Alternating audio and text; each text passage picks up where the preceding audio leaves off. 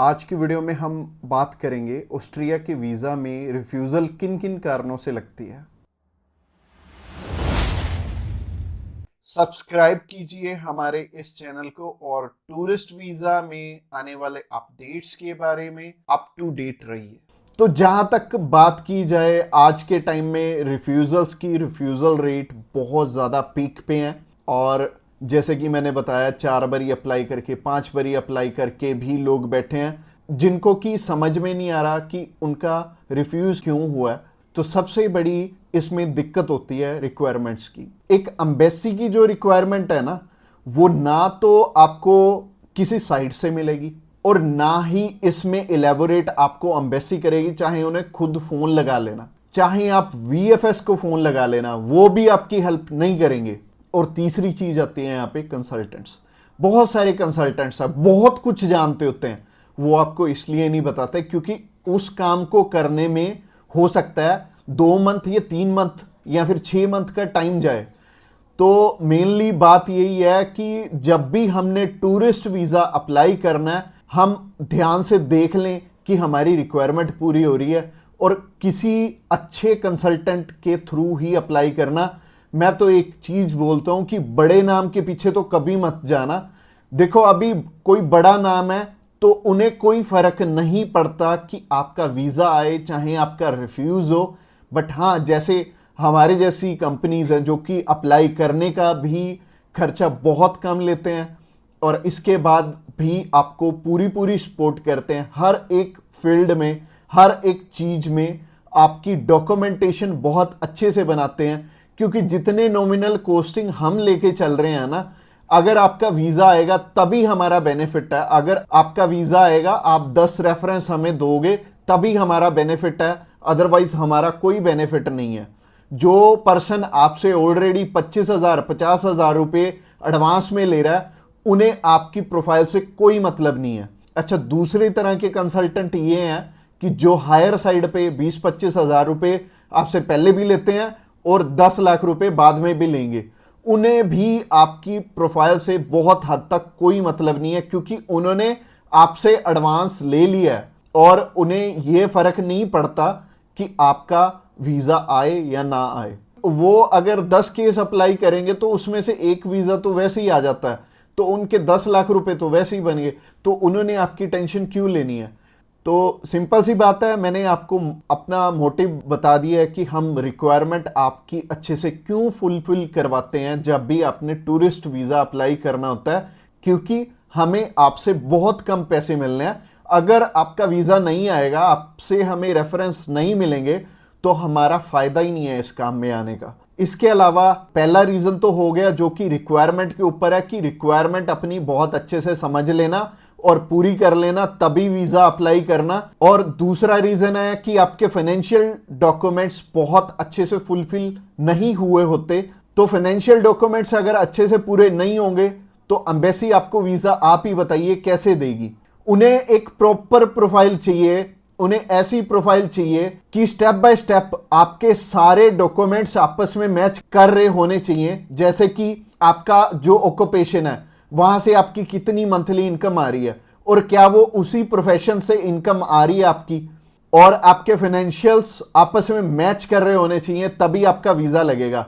तो अगर आपको नहीं पता है कि आपके फाइनेंशियल मैच कर रहे हैं या नहीं कर रहे, तो आप क्या कर सकते हैं, आप अभी हमें कॉल कर सकते हैं। आप जान सकते हैं कि आपके फाइनेंशियल अच्छे से मीट कैसे होंगे। और कॉल तो आप इस वीडियो के एंड में ही हमें करना, क्योंकि आगे जो रीजन है वो भी बहुत स्ट्रॉन्ग रीजन है कि आपका वीजा इन इन कारणों से भी हो सकता है। प्रोफाइल का तो मैंने आपको बता दिया कि आप हमें कॉल कर लेना। इसके अलावा जो तीसरा सबसे बड़ा रीजन है वो है कि आपके यहां पे इंडिया में टाई स्ट्रॉन्ग ना होने, यानी कि इंडिया में आपका कोई ऐसा रीजन नहीं है कि आप वापस लौट के आओ। जैसे कि मैरिड है अगर कोई, तो उनकी वाइफ उनका रीजन बनती है वापस आने का, और अगर कोई अनमैरिड है उसको थोड़ी सी प्रॉब्लम ही आती है। बट इसका भी सोल्यूशन है कि आप बेटर है, अगर आप 20-21 साल के हो, 22 साल के हो, तो बाहर जाने के लिए मैरिज तो करोगे नहीं, तो कर क्या सकते हो, आप अपनी मम्मी या फिर अपने पापा में से किसी एक जने को अपने साथ में अप्लाई करवा लो। इससे क्या होगा कि अगर मम्मी आपके साथ जा रही हैं, आपका नहीं है वापस आने का स्ट्रॉन्ग रीजन, बट उनका बन गया, तो उनके चक्कर में आपका भी वीजा आ जाने वाला है। तो आप कर कह सकते हो या फिर मम्मी या फिर पापा को अपने साथ में अप्लाई करवा लो, तो ज्यादा अच्छा रहेगा, आपका भी टाई स्ट्रॉन्ग हो जाएगा। तो तीसरा रीजन हो गया। रीजन नंबर 4 की तरफ बढ़ते हैं। और जो चौथा रीजन है वो ये रीजन है कि आप यहां पे घूमने के लिए जा रहे हो, आपका पर्पस मैटर करता है। जब आप कवरिंग लेटर बना रहे हो तो कवरिंग लेटर ये तो आपके हाथ में नहीं है, ये तो आपके कंसल्टेंट के हाथ में है कि आपका पर्पस बहुत ज्यादा स्ट्रांग होना चाहिए, तभी आपको एक कंट्री वीजा देगी। और वीजा उन्हीं को मिलेगा, लाखों लोग अप्लाई करते हैं जिनका की एक पर्पस होगा, जिनका एक कारण होगा बाहर जाने का। वीजा सिर्फ उन्हें ही मिलने वाला है जिनका एक रीजन बहुत ज्यादा स्ट्रांग होगा। तो रीजन बहुत ज्यादा आपका स्ट्रांग बनाएंगे अगर आप हमारे थ्रू अप्लाई करेंगे। तो ये चौथा कारण था आपका वीजा रिफ्यूज होने का। और ये 4 कारण ही हैं जो सबसे बड़े रिफ्यूजल के आपके चांसेस बनते हैं। जिन कारणों के पीछे ये चारों चीजें अपनी ठीक कर लो, और जैसे मैंने पर्पस में बताया, पर्पस आपका बहुत ज्यादा स्ट्रांग हो जाएगा अगर आप हमारे थ्रू अप्लाई करेंगे। तो अगर आप हमारे थ्रू अप्लाई करना चाहते हैं, आप जानकारी लेना चाहते हैं कि आपके रिक्वायरमेंट पूरी है, क्या आपके फैमिली टाइज स्ट्रांग है, तो आप अभी हमें कॉल करके पता कर सकते हैं कि क्या आपकी रिक्वायरमेंट अच्छे से पूरी है, क्या आपके फाइनेंशियल डॉक्यूमेंट जो कि सबसे ज्यादा इंपॉर्टेंट है आपस में मैच कर रहे हैं। इसके अलावा जो तीसरा कारण था वो था आपके फैमिली टाइज कितने स्ट्रांग है। इसके अलावा चौथा कारण है कि आपका पर्पस हम कितना स्ट्रांगली लगाएंगे। इसके ऊपर आपका वीजा डिपेंड करेगा। और वीजा चाहे आप फर्स्ट टाइम अप्लाई कर रहे हो, चाहे ऑलरेडी आपके 1 रिफ्यूजल है, 2 है, 3 है, 4 है, जितनी मर्जी आपकी रिफ्यूजल्स हैं, मैटर नहीं करती। हमारे पास बहुत सारे लोग आते हैं, एक पर्सन का हमने अप्लाई करके दिया था और उनका टोटल 12 बार रिफ्यूज था, 13th टाइम उनका वीजा आया था। और मोस्टली लोग 1 बारी, 2 बारी, 3 बारी, तो बहुत सारे लोग रिफ्यूज होते हैं। कई लोग तो 4-4, 5-5, 6-6 बार रिफ्यूज होते हैं। इवन उन्हें ये नहीं पता लगता कि हम करें तो करें क्या। वीजा तो हमें लेना है, और लेना भी बिल्कुल सही मायने में है, एक्स्ट्रा पैसे देके नहीं लेना, एक बिल्कुल नॉमिनल चार्जेस में ही अप्लाई करवाना है किसी से।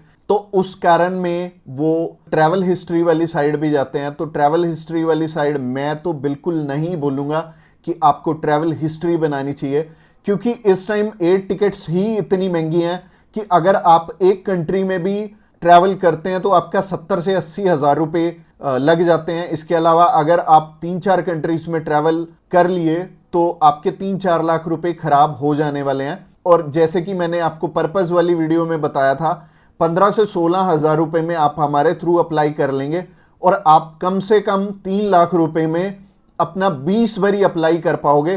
तो ट्रैवल हिस्ट्री पे बिल्कुल भी पैसे मत लगाना।